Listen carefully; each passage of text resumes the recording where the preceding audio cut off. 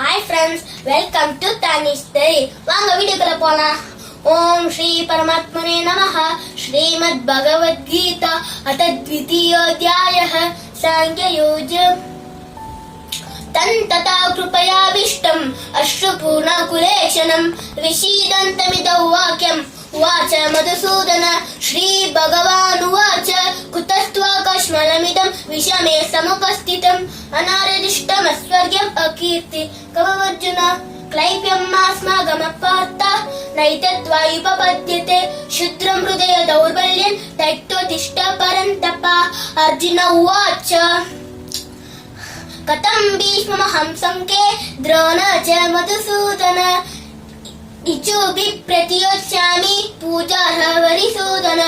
गुरुन् हत्वा हि महानुभावान् श्रेयो भोक्तुं प्रेक्षमपीह लोके हत्वार्ता कामामस्तु गुरूनिहैव भुञ्जीय भोगान् रुधिरप्रतिग्धान् न चैत्विद्मकतरन्नु गरियो यद्वा जयेम यदि वा नु जयेयो यानेव हत्वा न जिजीविषामस्तेव स्थितः प्रमुखे धार्तराष्ट्र कार्पण्यदोषपहत स्वभाव प्रज्ञामिदं धर्म सम्मूढचेता यच्च यस्यान् चितं ब्रूहि तन्मे शिष्य स्नेहं शाधिमान् द्वां प्रपन्नं न हि प्रपश्यामि ममापनुद्यात् यच्चोकमुच्चोषणमिन्द्रियाणाम् अवाप्य भूमा वसपद्ममृद्यं राज्यं सुराणामपि जाधिपत्यम्.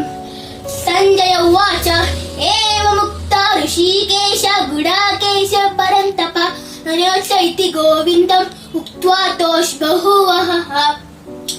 तमुवाच ऋषिकेश प्रहसन्निव भारत सेनयोरुभयोर्मध्ये विषीदन्तमिदौ वचः.